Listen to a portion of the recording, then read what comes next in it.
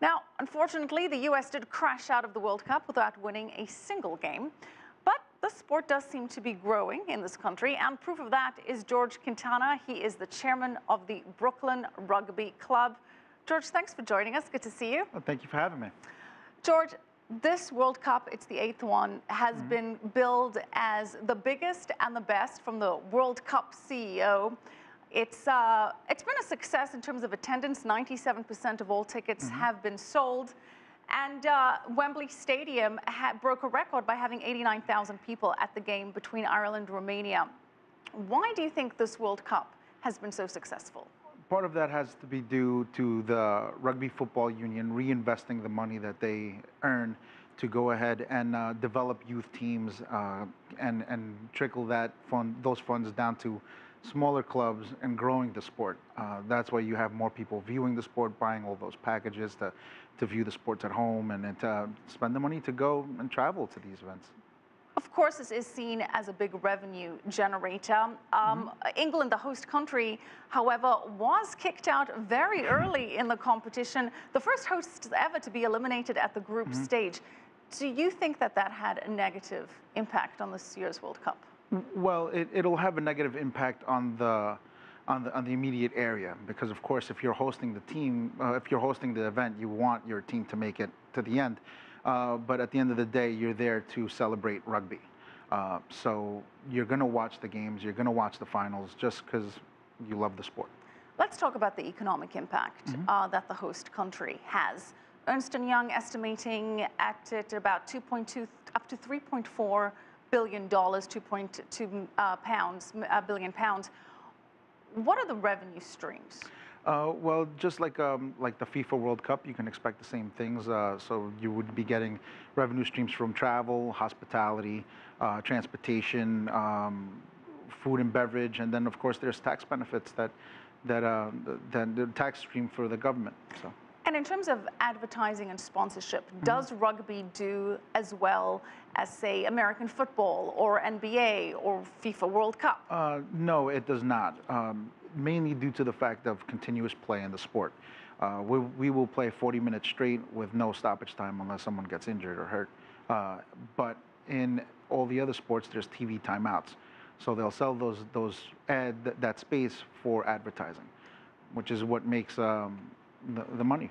Still, it is estimated that the Rugby World Cup will make £160 million profit for the World Rugby Association. Now, according to the BBC, this was the most expensive sporting event in history. More than half of all of the official tickets cost about £100, that's $150. And in the secondary market, some tickets are going for as much as $90,000 for Saturday's final. That is astronomical. Do you think that this is an indication of popularity, that rugby is gaining traction, or is this seen as not being inclusive enough? Well, it definitely has something to do with supply and demand. It's definitely the popularity, because if there's more people willing to pay that price, people wouldn't be putting up those tickets for that price. Or you'll see those prices go down as the event nears. Well, you speak about popularity and gaining traction, and rugby, it's very big in many parts of the world, particularly former Commonwealth countries, like South Africa. Full disclosure, I am a South African, so was gutted by the loss to the All Blacks by just 2 points. Was in South Africa for that match, in fact.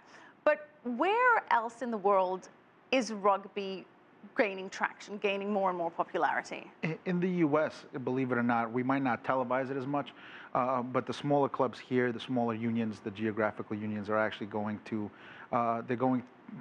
great lengths to develop youth rugby and to have more coaching certifications and referee certifications to make sure that we have a wider pool to select from when it comes time for national selection. So you do see rugby growing in the U.S.? Absolutely. But what about in terms of television? NBC did make some effort to show some games, but they had 5/7 rugby telecasts. Now, they averaged about 1 million viewers.